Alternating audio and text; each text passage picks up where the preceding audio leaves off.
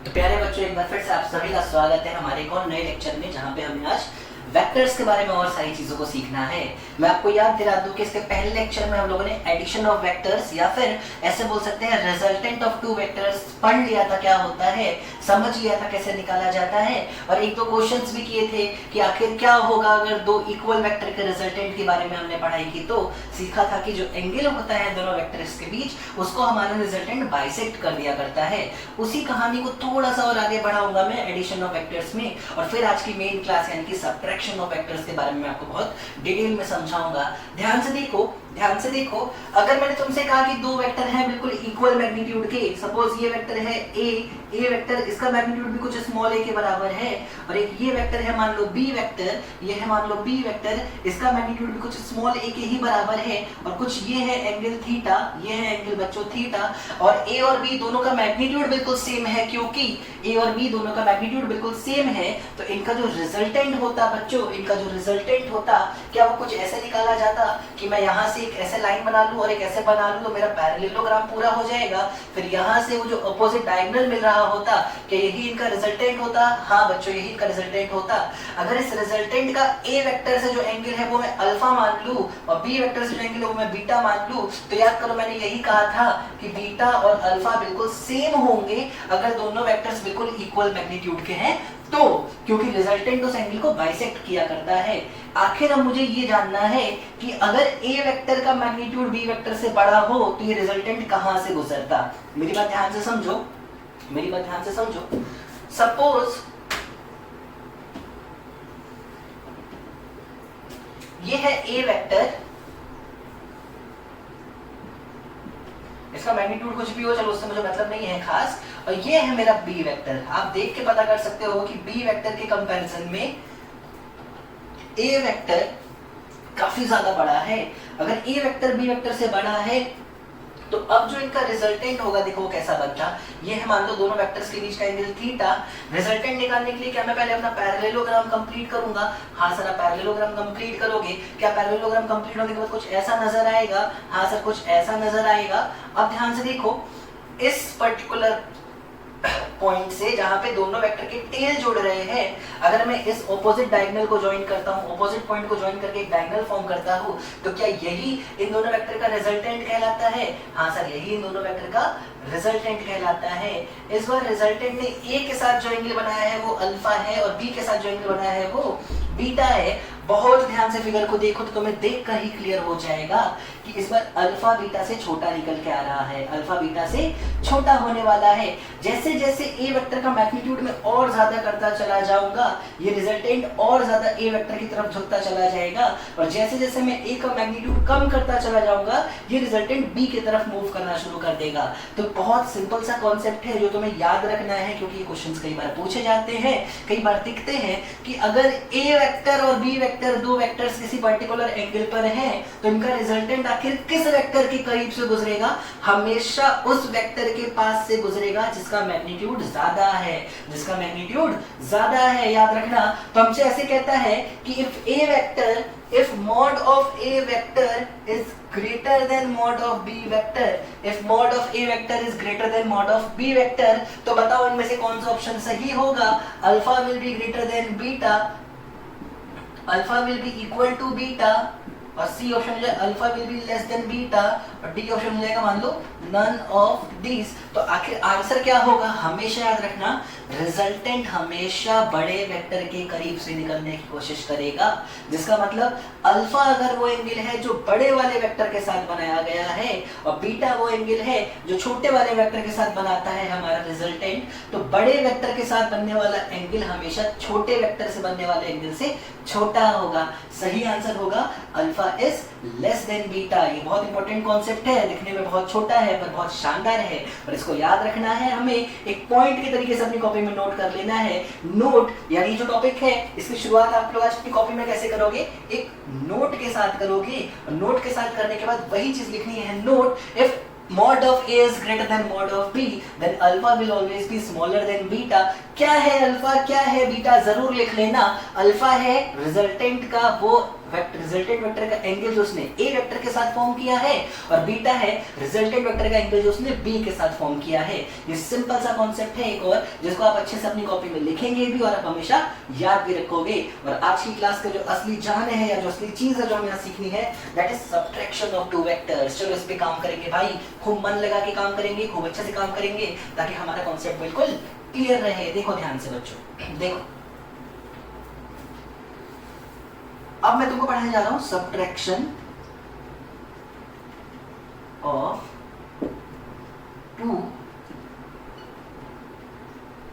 Vectors. ठीक है, मान लो मेरे को इस बार निकालना है R vector is equal to A vector minus B vector. अगर मैंने दो वेक्टर को सब्ट्रैक्ट किया है तो उनका रिजल्टेंट क्या होता है। अब मुझे ये कैलकुलेट करना है। क्या आपने सर मुझे ये कहा था कि वेक्टर में पैरेललोग्राम का एक लॉ हुआ करता है, वेक्टर में ट्रायंगल का एक लॉ हुआ करता है, और ये लॉ कहते क्या है, लॉ हमेशा एडिशन ऑफ वेक्टर के बारे में कहते हैं। मतलब वेक्टर्स में सब्ट्रैक्शन का तो कोई लॉ है ही नहीं, तो फिर कैसे करेंगे सर आप दो वेक्टर को सब्ट्रैक्ट। बेटा मैं दिमाग का इस्तेमाल करूंगा, तुम्हारे पास है तो तुम भी कर सकते हो, नहीं है तो मेरे दिमाग को कॉपी ही कर लेना, बहुत कुछ सीखने को मिलेगा। ध्यान से देखो, क्या मैं इसको ऐसे नहीं लिख सकता, क्या मैं इसको ऐसे नहीं लिख सकता, R vector is equal to A vector plus minus B vector. बिल्कुल लिख सकते हो sir, A vector minus B vector को आपने A vector plus minus B vector लिख लिया। क्या ध्यान से देखो, ये दो वेक्टर्स हैं, एक है ए वेक्टर और एक है माइनस बी वेक्टर। हाँ, और कर क्या रहा हूं मैं दोनों का एडिशन। कर क्या रहा हूं बच्चों, एडिशन। तो चीजें अभी भी उतनी ही आसान है, उतनी ही सिंपल है जैसे कि हमने पहले पढ़ रखा था। अब इसको और आगे समझाओ ना सर, आखिर फॉर्मूला क्या होगा जो हम यूज करके आंसर निकालेंगे। तो बस फॉर्मूला ही सिखाना है तुमको, पर फॉर्मूला सिखाऊंगा पूरे कॉन्सेप्ट के साथ। समझो ध्यान से, सपोज ये है मेरा ए वेक्टर, ये है मेरा बी वेक्टर, और ए वेक्टर और बी वेक्टर के बीच एंगल मुझे पता है कितना है बच्चों, थीटा। ए वेक्टर और बी वेक्टर के बीच एंगल कितना है बच्चों, थीटा। तो आखिर सबसे पहले इसमें माइनस बी वेक्टर कहां होगा, सबसे पहले ये बताना है मुझे कि आखिर माइनस बी वेक्टर कहां होगा।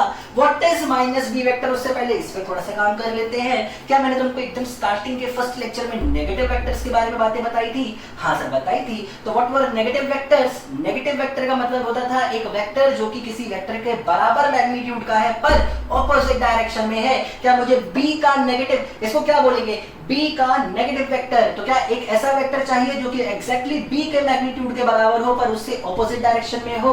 तो देखो अगर बी उस डायरेक्शन में था तो ये होगा बेटा मेरा, ये होगा मेरा इतना ही बड़ा एक वेक्टर नीचे की तरफ, जिसको मैं क्या बोलूंगा, माइनस बी वेक्टर। अब कुछ देर के लिए मैं बी वेक्टर को आपको कहता हूं कि उसको उतना ध्यान मत देना, हालांकि मैं रब नहीं कर रहा हूं क्योंकि उसके बिना काम नहीं चलेगा। तो कहीं ना कहीं क्वेश्चन ऐसा है कि ए वेक्टर और माइनस बी वेक्टर का रिजल्टेंट फाइंड करना है। देखो यही तो लिखा है, ए वेक्टर और माइनस बी वेक्टर का रिजल्टेंट फाइंड करना है।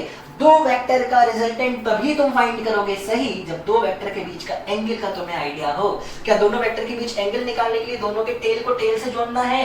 हाँ, क्या वो पहले से जुड़ा है। हाँ, तो जरा बताओ अगर ए वेक्टर बी वेक्टर से थीटा एंगल पे था तो ए वेक्टर माइनस बी वेक्टर से कितने एंगल पे हुआ बच्चों। सर आंसर है 180 माइनस थीटा पे।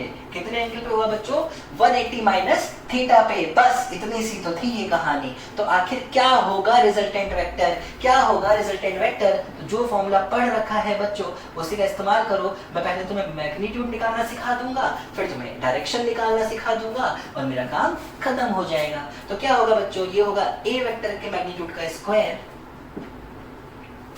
बी वेक्टर के मैग्नीट्यूड का square plus 2 times of A vector का मैग्नीट्यूड बी वेक्टर का। देखो मैंने माइनस बी नहीं लिखा बच्चों, मैंने माइनस बी नहीं लिखा है। सर क्यों माइनस, बट माइनस यहाँ पे सिर्फ डायरेक्शन शो कर रहा है, मैग्नीट्यूड तो बी ही है ना यार। इसलिए 2 टाइम्स ऑफ ए वेक्टर का मैग्नीट्यूड बी वेक्टर का magnitude into angle between A vector and minus B vector. तो क्या लिखूंगा इस बार, क्या cos थीटा लिखूंगा कि cos 180 माइनस थीटा लिखूंगा। सर cos 180 माइनस थीटा लिखोगे आप। क्या तुम्हें याद है cos 180 माइनस थीटा को हम लोग माइनस cos थीटा लिख सकते हैं। हाँ सर हमको तो याद है, हमको तो याद है। क्या आपको याद है। हाँ भाई याद है, तभी तो तुझे पढ़ा पा रहा हूँ। तो देखो ध्यान से, यहाँ से क्या निकलेगा, क्या निकलेगा, आखिर रिजल्टेंट निकलेगा under root of A square plus B square -2ab cos theta. ओहो ओहो, क्या a vector plus b vector में यहाँ पे प्लस आया करता था? हाँ, तो a vector minus b vector में उसी फॉर्मूले में सिर्फ एक माइनस आ जाया करता होगा और बाकी सारी कहानी बिल्कुल सेम रह जाती होगी, बाकी सारी ही कहानी बिल्कुल सेम रह जाती होगी। तो ये तो हो गया बच्चों किसका फॉर्मूला? रिजल्टेंट के मैग्नीट्यूड का फॉर्मूला। ये किसका फॉर्मूला बच्चों? रिजल्टेंट के मैग्नीट्यूड का फॉर्मूला है। आखिर रिजल्टेंट वेक्टर का डायरेक्शन क्या होगा? उससे पहले इस फॉर्मूले को आप जरूर से नोट करें ताकि मैं डायरेक्शन पे आ सकूं। चलो ध्यान से देखते हैं इसकी डायरेक्शन कैसे निकलेगी। देखो,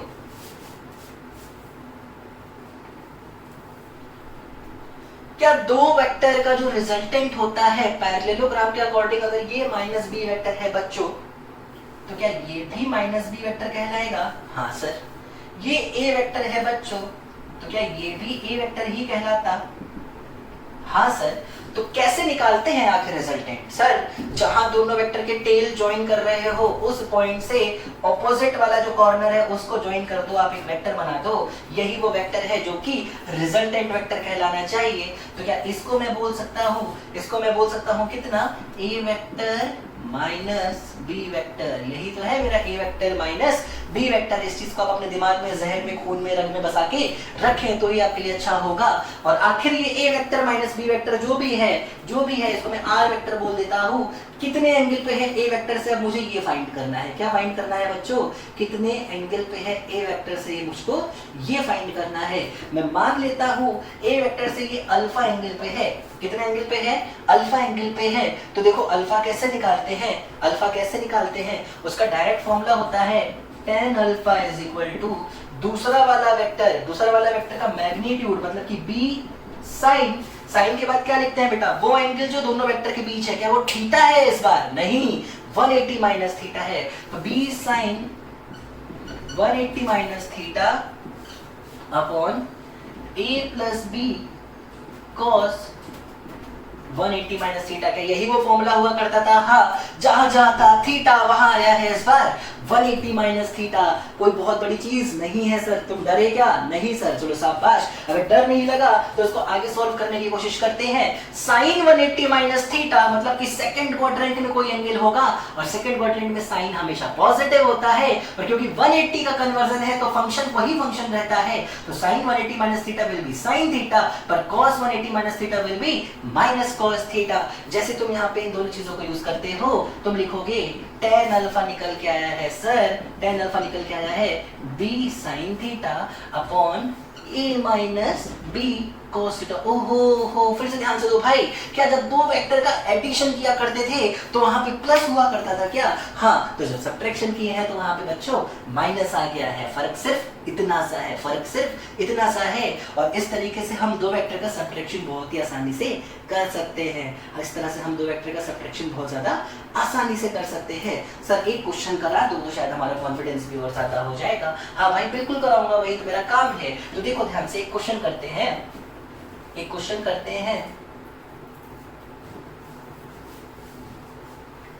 इफ, क्वेश्चन लिख लो बच्चों तुम लोग, if the resultant of subtraction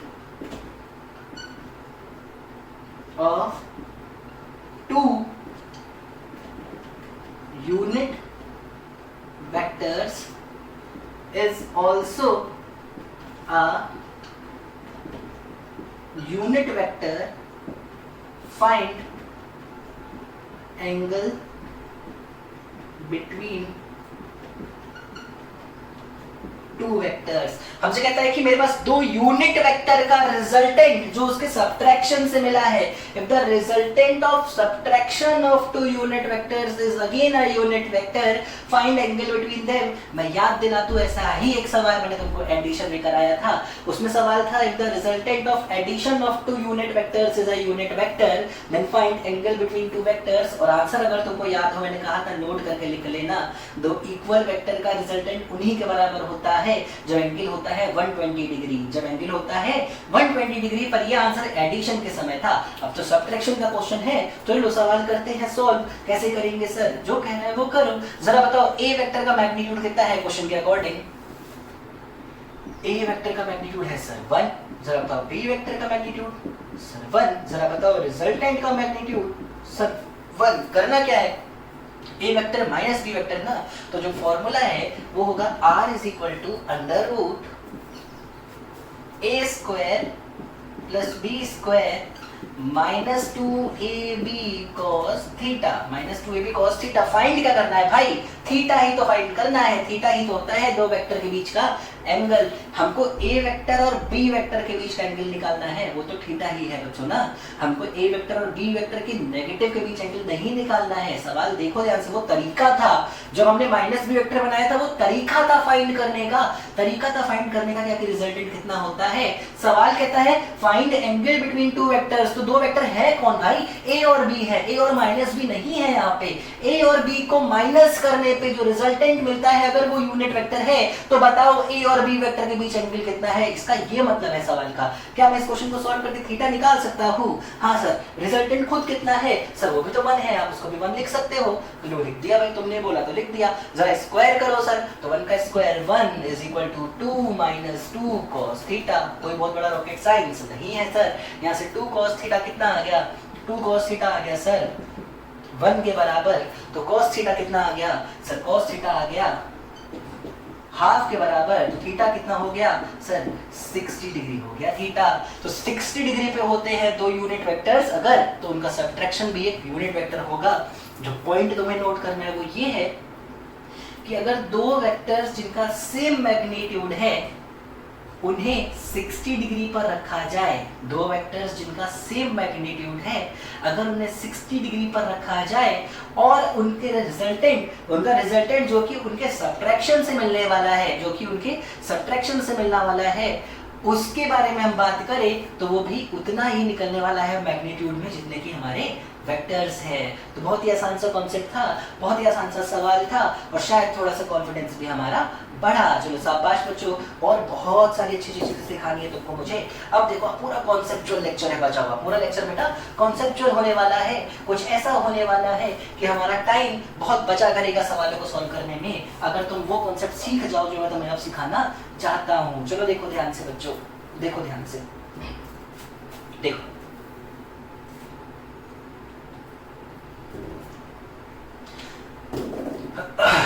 देखना ध्यान से बच्चों, कहीं कुछ गलती नहीं करना।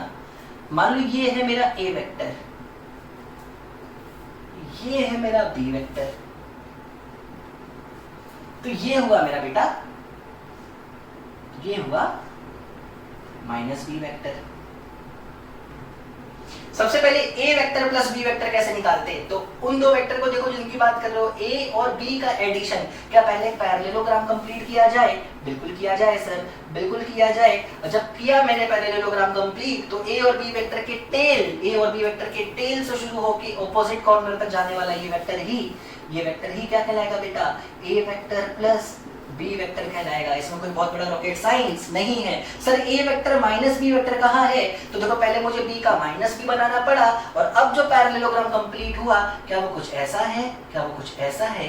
हाँ सर वो कुछ ऐसा है। नीचे वाले पैरेललोग्राम में ए वेक्टर और माइनस बी वेक्टर का टेल जहाँ है वहां से शुरू करके ऑपोजिट कॉर्नर तक लाने वाला ये जो वेक्टर है बच्चों, यही क्या कहलाएगा, A vector minus B vector कहलाएगा। सबसे पहली बात मुझे ध्यान से देखनी है जो, वो ये है कि क्या तुम्हें ये दो पैरेललोग्राम्स नजर आ रहे हैं जो ब्लैक पेन से बने हुए हैं? हाँ सर आ रहा है। क्या दोनों पैरेललोग्राम बिल्कुल एक जैसे नहीं है, आइडेंटिकल? बिल्कुल है सर। जैसे इस पैरेललोग्राम की ये साइड ए है, ये साइड बी के बराबर है, तो नीचे वाले की भी ये ए है और मैग्नीट्यूड में तो ये भी बी ही है ना भाई। हाँ सर। क्या ये पैरेललोग्राम जो है बिल्कुल इसके साथ आइडेंटिकल है? हाँ। अब एक प्रॉपर्टी यूज करता हूं मैं, शिफ्टिंग प्रॉपर्टी ऑफ वेक्टर। कौन सी प्रॉपर्टी यूज करने जा रहा हूं बेटा मैं? शिफ्टिंग प्रॉपर्टी ऑफ वेक्टर, जिसके अकॉर्डिंग मैं एक वेक्टर को उसी के प्लेन में ऊपर नीचे आगे पीछे शिफ्ट कर सकता हूं।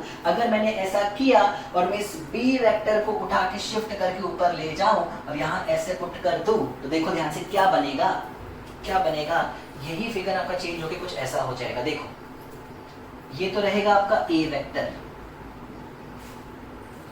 ये होगा आपका बी वेक्टर, ये है वो पैरेललोग्राम जो ए और बी मिलके कंप्लीट करते हैं। ए वेक्टर प्लस बी वेक्टर कौन सा है? यहां से शुरू होके इस एंड तक जाने वाला वेक्टर, ये बना दो भाई सर, ये बना दिया बच्चों, कोई बड़ी बात नहीं है। और ए वेक्टर माइनस बी वेक्टर कैसे आता, जरा देखो, इसको शिफ्ट करके ऊपर ले जाता तो इसी पैरेललोग्राम का जो दूसरा बचा हुआ डायगोनल था ना बच्चों, देखो ध्यान से, इसी पैरेललोग्राम का जो दूसरा बचा हुआ डायगोनल था वही डायगोनल बनता बच्चों ए वेक्टर माइनस बी वेक्टर। ओहो क्या कहानी है, मतलब एक ही पैरेललोग्राम का एक डायगोनल अगर आपको ए वेक्टर प्लस बी वेक्टर देता है तो जो दूसरा डायगोनल होने वाला है वो आपको ए वेक्टर माइनस बी वेक्टर देता होगा। सर हमें कैसे पता कि कौन सा वाला diagonal A vector plus B vector होगा, तो बेटा जहां ए वेक्टर और बी वेक्टर के टेल आपस में जुड़ रहे होते हैं उस टेल से ऑपोजिट कॉर्नर तक जाने वाला वेक्टर क्या कहलाएगा, हमेशा ए वेक्टर प्लस बी वेक्टर। तो जो बचा हुआ डायगोनल है वही हमेशा क्या होगा बच्चों, ए वेक्टर माइनस बी वेक्टर। मैंने पहले ही कहा था पूरा कॉन्सेप्चुअल लेक्चर है, सिर्फ शिफ्टिंग प्रॉपर्टी का इस्तेमाल करके एक बहुत ही तगड़ी प्रॉपर्टी मेरे पास आ गई है, इसको मैं नाम दे देता हूँ, ध्यान से देखो। ये क्या है बच्चों, ये है A vector plus B vector, तो ये है A vector minus B vector. शाबाश, बहुत बढ़िया। अब मेरी बात सुनो ध्यान से, सबसे पहले तो तुमको जो पॉइंट लिखना है अपनी कॉपी में वो क्लियर है। हाँ सर, हमको नोट करना है कि एक पैरेललोग्राम का एक डायगोनल अगर A vector plus B vector को शो करता है तो दूसरा diagonal A vector minus B vector को शो करता होगा। याद रखना ये है एंगल बिटवीन वेक्टर्स, ये क्या है, इस थीटा को मैं मानता हूँ एंगल बिटवीन वेक्टर्स। तो पहले इस चीज को अच्छे से नोट करो। अब और चीज अगली चीजें सिखाऊंगा तुमको, देखो ध्यान से, और ध्यान से देखो, ये हो गया होगा मेरे ख्याल से। तो अब देखो अगला कॉन्सेप्ट समझते हैं।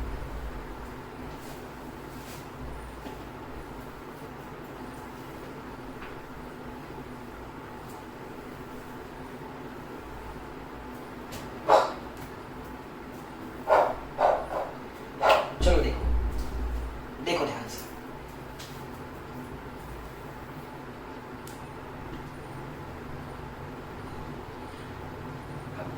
एक क्वेश्चन लेते हैं, एक क्वेश्चन लेते हैं बच्चों।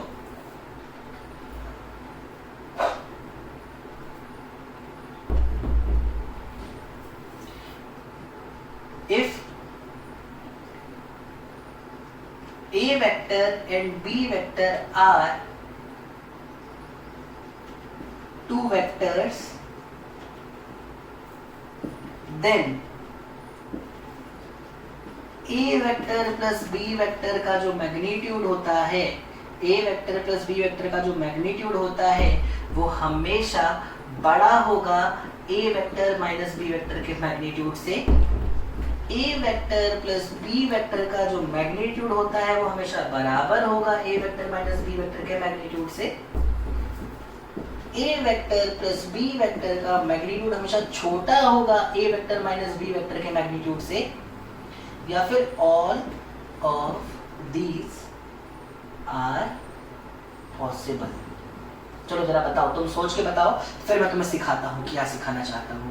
मैंने क्वेश्चन दिया है जिसमें मैं तुमको चार ऑप्शन देता हूँ कि अगर A और B दो वेक्टर्स हैं, A और B दो वेक्टर्स हैं तो A प्लस बी हमेशा A माइनस बी से बड़ा होगा, A प्लस बी का मैग्नीट्यूड हमेशा A माइनस बी के बराबर होता है, कि A प्लस बी का मैग्नीट्यूड A माइनस बी के मैग्नीट्यूड से छोटा होता है, या ये सारे ही पॉसिबल हो सकते हैं। सिंपल सा सवाल है और सिंपल सा प्रूफ दूंगा इसका, सिंपल सा कॉन्सेप्ट दूंगा इसका, ताकि तुम्हें कोई कंफ्यूजन ना हो रही हो। पहले इनको अच्छे से नोट करो, सवाल को खुद से एक आंसर अपने दिमाग में बैठा लो और फिर मैं चेक करता हूँ कि क्या तुम्हारा आंसर सही था कि गलत था। चलो मैं तुमको दिखाता हूँ करना। पहली बात तो ये कि सवाल जब भी ऐसा लिखता है ना, ए वेक्टर प्लस बी वेक्टर, ए वेक्टर माइनस बी वेक्टर और मॉड लगा देता है, मतलब मैग्नीट्यूड की बात करता है, तो तुम्हें क्या नजर आता है मुझे नहीं पता, पर मुझे एक पैरेललोग्राम के दो डायगोनल नजर आते हैं, मुझे एक पैरेललोग्राम के दो डायगोनल नजर आते हैं। जैसे कोई बोलता है ना ए वेक्टर प्लस बी वेक्टर, मुझे वो डायगोनल नजर आता है जो ए और बी के टेल से शुरू होकर अपोजिट कॉर्नर तक गया है। और जैसे कोई बोलता है ना ए वेक्टर माइनस बी वेक्टर, मुझे वो डायगोनल नजर आता है जो कि पिछले वाले डायगोनल के अलावा पैरेललोग्राम में मौजूद था। क्या तुमको भी वो नजर आता है? नहीं सर नहीं आता। क्या तुमको अब नजर आने लगा है? हाँ सर आने लगा है। बहुत अच्छी बात है बच्चों, क्योंकि डायगोनल नजर आएगा तो सवाल को सॉल्व करने में कोई बहुत बड़ा रॉकेट साइंस लगने वाला नहीं है। चलो मैं एक काम करता हूं, मैं केस 1 लेता हूं, केस 1 लेता हूं। केस 1 में मैं ये बातता हूं कि जो एंगल है ए वेक्टर और बी वेक्टर के बीच वो एक्यूट एंगल है, मतलब लेस देन 90 डिग्री। देखो ये है ए वेक्टर, एक्यूट एंगल का मतलब एंगल लेस देन 90 होना चाहिए ना, तो ये है मान लो मेरा बी वेक्टर। देखो ये एंगल 90 से कम है, तो जरा बताओ ए वेक्टर प्लस बी वेक्टर कहाँ होगा? सर पहले पैरेललोग्राम कंप्लीट करेंगे भाई, तुम बोलोगे तो जरूर करेंगे। अब इनके जो टेल है, टेल से ऑपोजिट कॉर्नर को आप ज्वाइन करेंगे? हाँ सर करेंगे, लो तुम्हारे को जो मंजूर। ये है A vector plus B vector. शाबाश बच्चों शाबाश। कहाँ है मेरा A vector minus B vector? Sir जो दूसरा बचा हुआ डायगोनल है यही तो है A vector plus B vector का A vector minus B vector. Length wise बात करूं तो ये हो गया मैग्नीट्यूड। लो भाई लो, मैग्नीट्यूड लगा दिया मैंने, कोई बड़ी बात नहीं है। तुम इस पैरेललोग्राम को देख के क्या इतना बता सकते हो इनमें से कौन सा डायगोनल ज्यादा बड़ा है? क्या तुम बता सकते हो कौन सा डायगोनल बड़ा है? सर देखने से साफ साफ नजर आ जाता है कि ये वाला डायगोनल इस डायगोनल से तो बड़ा ही है। बेटा 8th class 7th class 6th class, हाँ 8th क्लास तक मैं मान लेता हूँ, कम से कम 8th में तो इतना तुमको सीख ही गए होगे कि कौन सा डायगोनल बड़ा है कौन सा डायगोनल छोटा होता है। नहीं तो 10th में तो सीखे ही होगे बच्चों। और साफ साफ नजर आता है कि वो डायगोनल जो ए वेक्टर प्लस बी वेक्टर को रिप्रेजेंट करता है, उस डायगोनल से जो ए वेक्टर माइनस बी वेक्टर को रिप्रेजेंट करता है उससे तो बड़ा ही निकलता है। मतलब अगर ए और बी दो वेक्टर हैं जिनके बीच एंगल एक्यूट है, कितना है बच्चों? एक्यूट एंगल है, तो इस केस में हमेशा ए प्लस बी ए माइनस बी से क्या होने वाला है बच्चों? बड़ा होने वाला है। क्या पहला ऑप्शन कहता है कि अगर ए और बी दो वेक्टर है तो ए प्लस बी ए माइनस बी से बड़ा होगा? हाँ सर देखो पहले केस के अकॉर्डिंग तो ये बात सच निकलती है, पहले केस के अकॉर्डिंग ये बात बिल्कुल सच निकलती है, इसमें कोई दो राय नहीं है। चलो एक काम करते हैं भाई, दूसरा केस लेते हैं। दूसरा केस लेते हैं जब थीटा एग्जैक्टली 90 डिग्री हो। थीटा क्या है बच्चों? एंगल है किसके किसके बीच? सर ए वेक्टर और बी वेक्टर के बीच। तो देखो केस 2 में ए वेक्टर और बी वेक्टर को मैंने परपेंडिकुलर रखा है एक दूसरे से। कैसा रखा है बच्चों? परपेंडिकुलर। तो ये है मान लो ए वेक्टर, तो क्या ये हुआ मेरा बी वेक्टर? बिल्कुल सर सही है, कोई परेशानी की बात नहीं है। मैं कह रहा हूं बार बार, जब ए वेक्टर प्लस बी वेक्टर बोलता है ना तो मुझे तो एक पैरेललोग्राम ही नजर आता है। अगर मैंने थीटा 90 लिया है तो जरा बताओ ए वेक्टर प्लस बी वेक्टर कहां है? सर पहले कंप्लीट तो करो पैरेललोग्राम। ले भाई ले, तेरी खुशी के लिए कंप्लीट कर दिया, तेरी खुशी के लिए कंप्लीट कर दिया। जरा बताओ ए वेक्टर प्लस बी वेक्टर कहां होगा? सर इस एंड से उस कॉर्नर को ज्वाइन करो, ये वाला डायगोनल कहलाएगा A vector plus B vector. इसका मैग्नीट्यूड, इसकी लंबाई बताएगी magnitude of A vector plus B vector. कहाँ है मेरा A vector minus B vector? Sir ये जो बचा हुआ डायगोनल है, ये जो बचा हुआ डायगोनल है यही होने वाला है मेरा A vector minus B vector, यही होने वाला है मेरा बेटा ए वेक्टर माइनस बी वेक्टर। और इसकी लेंथ ही बताएगी कितना बड़ा है मेरा A vector minus B vector. क्या लगता है बच्चों इस बार कौन सा डायगोनल बड़ा है? या सिंपल भाषा में पूछूं, अगर ये एक रेक्टेंगल है, अगर एक रेक्टेंगल है तो आखिर रेक्टेंगल के दोनों डायगोनल्स की क्या खासियत होती है? सर दोनों ही डायगोनल बिल्कुल बराबर होते हैं। मतलब ये दोनों ही डायगोनल इस बार बराबर हैं। मतलब A vector plus B vector का magnitude A vector minus B vector के मैग्नीट्यूड के बराबर है। मतलब जो बी ऑप्शन में कहा गया है वो भी पॉसिबल हो सकता है, वो भी पॉसिबल हो सकता है। और चलो केस 3 की बात करते हैं बच्चों, बहुत ध्यान से समझना, बहुत ध्यान से समझना। केस 3 में मैं ए वेक्टर और बी वेक्टर के बीच का जो एंगल है वो ग्रेटर देन 90 डिग्री ले लेता हूं, ग्रेटर देन 90 डिग्री ले लेता हूं। जरा देखो ध्यान से बच्चों, देखो ध्यान से बच्चों, ये है मान लो मेरा ए वेक्टर, तो इस बार ये लिया है मैंने अपना बी वेक्टर। देखो ये एंगल 90 से ज्यादा लिया है मैंने। जरा बताओ अब ए वेक्टर प्लस बी वेक्टर कहाँ होगा? सर पहले आप पैरेललोग्राम कंप्लीट करो। ले भाई बच्चे तुम्हारे मन से पैरेललोग्राम कंप्लीट किया मैंने। पैरेललोग्राम कंप्लीट करने के बाद जहां ए वेक्टर और बी वेक्टर का टेल आपस में जुड़ रहा है, इस टेल से ऑपोजिट कॉर्नर पे सर आप एक डायगोनल बना दो। लो भाई बच्चों तुम्हारी खुशी के लिए बना दिया मैंने। क्या यही होता है A vector plus B vector? और इसकी लेंथ ही बताती है magnitude of A vector plus B vector. बिल्कुल सर। ये जो दूसरा डायगोनल बचा है ये क्या है बच्चों? ये क्या है बच्चों? ये है सर, ये है sir A vector minus B vector. और इसकी लेंथ ही क्या मैग्नीट्यूड बताती है A vector minus B vector का। हाँ क्या लगता है इस बार इस फिगर को देख के कौन सा डायगोनल बड़ा है?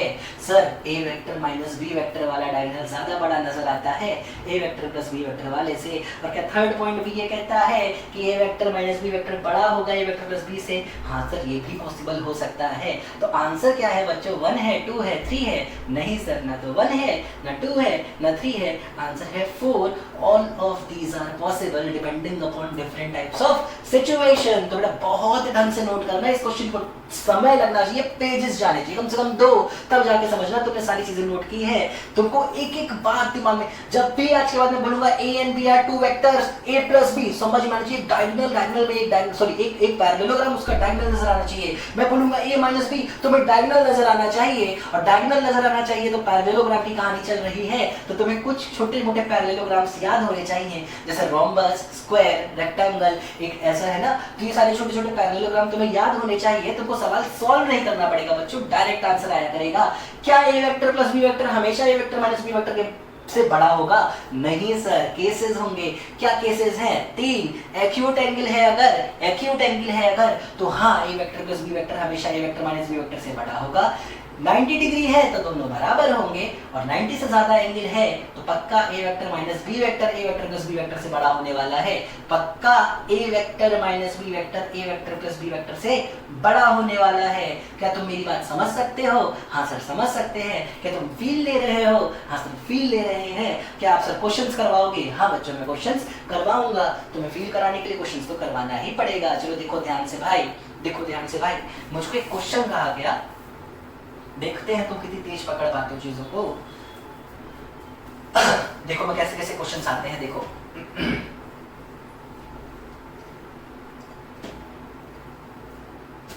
क्वेश्चन आया, if a vector plus b vector का magnitude is exactly equal to a vector minus b vector का magnitude, find angle between a vector and b vector। लो भाई बहुत आसान सवाल था। मैं दोनों तरीके से तुम्हें करके दिखाता हूँ, एक बार जो न्यूमेरिकल अप्रोच होगी वो, और एक बार जो कॉन्सेप्चुअल अप्रोच होगी वो। तो मैं सबसे पहले तो भाई कॉन्सेप्चुअल अप्रोच की बात करूंगा। किसकी बात करूंगा? कॉन्सेप्ट के अकॉर्डिंग क्या होता। देखो क्वेश्चन में लिखा है a vector plus b vector का मैग्नीट्यूड, मुझे नजर आया है किसी पैरेललोग्राम का डायगोनल। क्वेश्चन में लिखा है a vector minus b vector का मैग्नीट्यूड, मुझे नजर आता है उसी पैरेललोग्राम का दूसरा डायगोनल। और क्वेश्चन के अकॉर्डिंग दोनों ही डायगोनल बराबर है। दोनों ही डायगोनल क्या है बच्चों? बराबर है। ऐसे कौन से पैरेललोग्राम हैं भाई जिनके डायगोनल बराबर हुआ करते हैं? सर स्क्वायर, हाँ सर। क्या रेक्टेंगल? हाँ सर। कोई और? ना सर। मतलब क्या स्क्वायर और रेक्टेंगल दो ऐसे पैरेललोग्राम में है जिसके दोनों डायगोनल्स बराबर हुआ करते हैं? हाँ सर बिल्कुल है। और भी केसेस होते हैं क्या? होते होंगे बच्चों, मैं कहाँ मना कर रहा हूँ, बिल्कुल होते होंगे। पर हाँ स्क्वायर और रेक्टेंगल के केस में दोनों ही डायगोनल की लेंथ बिल्कुल बराबर होती है, और अगर दोनों ही डायगोनल की लेंथ बिल्कुल बराबर होती है तो एक खासियत होती है भाई, क्या? स्क्वायर में या रेक्टेंगल में दो एडजेसेंट साइड्स के बीच एंगल हमेशा 90 डिग्री होता है, और दो एडजेसेंट साइड्स ही पैरेललोग्राम लॉ के अकॉर्डिंग दो वेक्टर्स को शो कर रही होती हैं। अगर याद हो स्टेटमेंट तो यही कहता था, if a and b are two vectors representing two adjacent sides of a parallelogram। याद आ रहा है भाई? हाँ सर याद आ रहा है। तो डायरेक्ट यहाँ से कॉन्सेप्ट कहता है कि a और b वेक्टर पक्का दो एडजेसेंट साइड्स है किसी, या तो स्क्वायर की या तो रेक्टेंगल की, और दोनों ही केस में angle between a and b vector क्या निकल के आएगा सर? 90 डिग्री आएगा। देख के आंसर नजर आ गया, बहुत बड़ी बात है, समझ में आने लगी है चीजें, बहुत बहुत बधाई हो तुमको। देखो ध्यान से आगे, अगर मुझे इसको न्यूमेरिकल अप्रोच देना होता, जैसे तुम्हारे स्कूल के एग्जाम में आ जाए, तो a vector plus b vector मैं मानता let theta be angle between a vector and b vector. तो a vector plus b vector का मैग्नीट्यूड क्या होता है बेटा? a square plus b square plus 2ab cos theta. और a vector minus b vector का मैग्नीट्यूड क्या होता है बच्चों? Sir a square plus b square minus 2ab cos theta. और सवाल के अकॉर्डिंग ये दोनों क्या है बच्चों? बराबर है भाई। क्या कटा आपस में? a square plus b square से a square plus b square cut गया, उस टर्म को इधर लाओ तो बनेगा 4ab cos theta is equal to 0। क्या 4 0 होता है? नहीं। क्या a 0 है? नहीं। क्या b 0 है? नहीं। तो आखिर क्या 0 है? cos थीटा 0 है पक्का। cos थीटा कब 0 होता है? जब थीटा होता है सर 90 डिग्री। जो सोचा वही पाया, है ना। क्या सोचा क्या पाया, है ना बच्चों। ध्यान से देखो, बहुत ही अच्छी चीज है। थीटा बराबर क्या निकल के आ रहा है, 90 डिग्री का आ रहा है, और इसको अच्छे से आप नोट कर सकते हो। तो एक बहुत ही सिंपल सी अप्रोच थी, बहुत ही सिंपल से कॉन्सेप्ट के ऊपर अप्रोच थी जो हमने ढंग से सीख ली है। चलो और देखो भाई, और देखो, एक सवाल तो सर और करा दो यार। लो भाई, क्यों नहीं कराएंगे। देखो देखो देखो देखो, एक क्वेश्चन है कि A vector and B vector का magnitude, A vector plus B vector का मैग्नीट्यूड, ओ मैग्नीट्यूड के बारे में नहीं बातें करेंगे, लो हटाओ। If A vector plus B vector is perpendicular to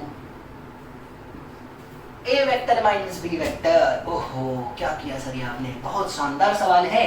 कहता है कि दो वेक्टर है A और B, दो वेक्टर है A और B, और मुझे क्या पाया, मतलब मैंने को मुझे क्या मिला कि जो A vector plus B vector है ना, वेक्टर मैग्नीट्यूड की बात नहीं हो रही है, जो A vector plus B vector है ना, वो परपेंडिकुलर है A vector minus B vector से। वो कैसा है बच्चों, परपेंडिकुलर है A vector minus B vector से।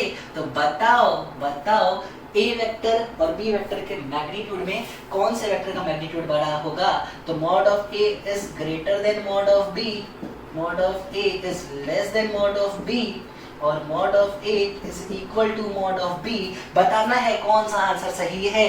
तुम्हें नजर आया होगा A vector plus B vector, मुझे तो पैरेललोग्राम का डायगोनल नजर आया है। तुम्हें नजर आया होगा A vector minus B vector, मुझे तो पैरेललोग्राम का दूसरा डायगोनल नजर आया है। और तुमने सवाल पढ़ा होगा A vector plus B vector is perpendicular to A vector minus B vector, मुझे सवाल में ये नजर आया है कि दोनों ही डायगोनल आपस में परपेंडिकुलर है, दोनों ही डायगोनल आपस में परपेंडिकुलर है। अगर ऐसी बात है तो आखिर कैसा होगा मेरा पैरेललोग्राम। कॉमन सेंस लगाते हैं, कौन सा ऐसा पैरेललोग्राम है जिसमें diagonals are perpendicular to each other. Square, square में डायगोनल हमेशा परपेंडिकुलर होते हैं बच्चों, स्क्वायर में डायगोनल हमेशा परपेंडिकुलर होते हैं। सर कोई और पैरेललोग्राम नहीं है क्या जिसमें ऐसा होता है। प्रॉपर्टी होती है बेटा, रोम्बस सुना है क्या, रोम्बस। हाँ, रोम्बस में भी डायगोनल भले ही बराबर नहीं होते पर परपेंडिकुलर जरूर होते हैं। रोम्बस में भी डायगोनल्स हमेशा परपेंडिकुलर होते हैं। तो कंफर्म है कि या तो ये पर्टिकुलर पैरेललोग्राम स्क्वायर है या तो ये पैरेललोग्राम रोम्बस है, और दोनों की एक खासियत है, सारी साइड्स बराबर होती हैं, मतलब दोनों ही वेक्टर बराबर होंगे। और सॉल्व बाद में करूंगा, आंसर पहले टिक करूंगा, mod of A is equal to mod of B vector. कितना आसान होता है चीजों को समझ पाना अगर कॉन्सेप्चुअली हमने बातों को सीखा हो। तो ये बहुत ही आसान सा एक क्वेश्चन था जिसमें हम लोगों ने फिर से डायगोनल वाली खूबसूरती यानी कि प्रॉपर्टी को इस्तेमाल किया और अपने आंसर को बहुत ही आसानी से निकाला है। चलो बहुत बढ़िया बच्चों, शाबाश। इस क्वेश्चन को बहुत ही ढंग से अपनी कॉपी में नोट करो। मैं आता हूँ एक छोटा सा अगला नया कॉन्सेप्ट लेकर, इसको नोट करो पहले आप लोग। तो चलो बच्चों एक क्वेश्चन करते हैं हम लोग, बहुत ही सिंपल सा, कि अगर A वेक्टर का मैग्नीट्यूड और B वेक्टर का मैग्नीट्यूड बिल्कुल बराबर है और दोनों ही 5 यूनिट्स के बराबर हैं, कितने हैं बच्चों, 5 यूनिट्स के बराबर हैं, और दोनों वेक्टर्स के बीच एंगल है 60 डिग्रीज। कितना है बच्चों, 60 डिग्रीज। तो फाइंड करने को बोला है रिजल्टेंट ऑफ देयर एडिशन और रिजल्टेंट ऑफ देयर सब्ट्रैक्शन का रेशियो फाइंड करना है। A vector plus B vector का magnitude upon A vector minus B vector का मैग्नीट्यूड, इनका रेशियो फाइंड करना है। कैसे करेंगे सर, क्या अभी भी आप पैरेललोग्राम से करोगे, नहीं, अब के सॉल्व करूंगा बेटा प्रॉपर। देखो कैसे, सबसे पहले एडिशन में रिजल्टेंट निकालते हैं। A vector plus B vector का रिजल्टेंट मान लेते हैं R1 वेक्टर निकल के आता, तो R1 का मैग्नीट्यूड कितना होगा, R1 कितना होगा बच्चों, under root of A square plus B square plus twice AB cos 60 degree. क्या यही होता फॉर्मूला। हाँ सर बिल्कुल सही लगाया हो। R1 निकल के आया अंडर रूट 5 का स्क्वायर यानी 25 प्लस 5 का स्क्वायर यानी 25 plus 2 into 5 into 5 into cos 60, क्या 1/2। जी सर। क्या R1 निकल के आया अंडर रूट 50 प्लस 25, 2 से 2 हटा दो 25, तो 75 आया क्या ये। जी सर बिल्कुल 75 आया, और 75 को मैं क्या लिख सकता हूँ, 5 इंटू 5 इंटू 5, क्या 5√3 लिख लूँ। बिल्कुल सर। तो R1 इज 5√3। कोई इसमें बहुत बड़ा रॉकेट साइंस नहीं है। चलो आगे बढ़ते हैं सर। क्या A vector minus B vector को तो मैं R2 वेक्टर मान लूं, तो आखिर R2 का मैग्नीट्यूड क्या होगा? R2 का मैग्नीट्यूड क्या होगा सर? होगा under root 5 square plus 5 square minus 2 into 5 into 5 into cos 60। बच्चों तुम इसको खुद सॉल्व कर लेना, मैं तो इतना करता ही नहीं, क्यों नहीं करते सर? अरे आज ही तो सिखाया था। क्या ए वेक्टर और बी वेक्टर का मैग्नीट्यूड सेम है? हाँ सर। क्या एंगल 60 है? हाँ सर। तो आज एक पॉइंट लिखा है, तुमने अपनी कॉपी में जरा देखो, सेम मैग्नीट्यूड के दो वेक्टर्स को अगर आपने 60 डिग्री पर रखा और उनका सब्ट्रैक्शन फाइंड किया तो रिजल्टेंट भी उतना ही आ जाता है जितने की वेक्टर है। आप इसको सॉल्व कर लो, या आप प्रॉपर्टी का यूज कर लो। R2 पक्का 5 निकल के आएगा। R2 कितना आएगा? 5 निकल के आएगा। तो क्वेश्चन के अकॉर्डिंग जो आंसर है वो क्या होगा? 5√3/5। 5 से 5 कट गया, आंसर है √3:1। देखो ध्यान से, √3 कितना होता है बच्चों? 1.732 और 1 तो 1 होता है। जरा बताओ ये रेशियो 1 से बड़ा है कि छोटा? सर ये तो 1.732/1 है, जो कि 1 से तो बड़ा ही है। और वही तो मैं भी कहना चाहता हूँ बच्चों कि अगर एंगल है एक्यूट तो a प्लस बी हमेशा a माइनस बी के मैग्नीट्यूड से बड़ा होता है। तो सर आपने एक बार और एक ऐसा क्वेश्चन यूज किया है जो आज की पूरी क्लास की सारी प्रॉपर्टीज को यूज कर दिया और हमारे कॉन्सेप्ट को और क्लियर कर दिया। हाँ बच्चों ये तो मैंने किया, पर तुमको भी तो मेरे लिए कुछ करना होगा। तुम्हें 2 आंसर्स कमेंट में बताने हैं। अगर ये एंगल 60 की जगह बदल के मैं 90 कर दूं तो ये रेशियो कितना आएगा ये बताना है। और तीसरे क्वेश्चन में ये एंगल अगर मैं 120 कर दूं तो ये रेशियो कितना आएगा ये बताना है। बस इन 2 क्वेश्चंस के साथ आज का लेक्चर यानी कि सब्ट्रैक्शन ऑफ वेक्टर पूरी तरीके से खत्म होता है। नेक्स्ट क्लास अब हमारी पूरी तरीके से मल्टीप्लिकेशन पर जा चुकी होगी, जिसमें मैं पहले तुम्हें multiplication of a vector with scalar सिखाऊंगा, multiplication of a vector with scalar सिखाऊंगा, और दूसरी चीज तुम्हें सिखाऊंगा dot and cross product of vector. ठीक है, तो इतना सा कहानी हमारे चैप्टर की बची हुई है जो हम लोग अगले क्लास में या आने वाले 2 से 3 क्लास में पूरी तरीके से खत्म कर लेंगे। पर आज की क्लास हद से ज्यादा प्यारी थी, हद से ज्यादा इंपॉर्टेंट थी, और उम्मीद करता हूं तुम बहुत ही ढंग से अपने नोट्स भी बनाओगे और प्रैक्टिस भी करोगे इन सारी चीजों का। चलो बाकी खुश रहो, हंसते रहो, खाते पीते रहो, अपना ध्यान रखो और अपने फ्यूचर का भी ध्यान रखो। Thank you.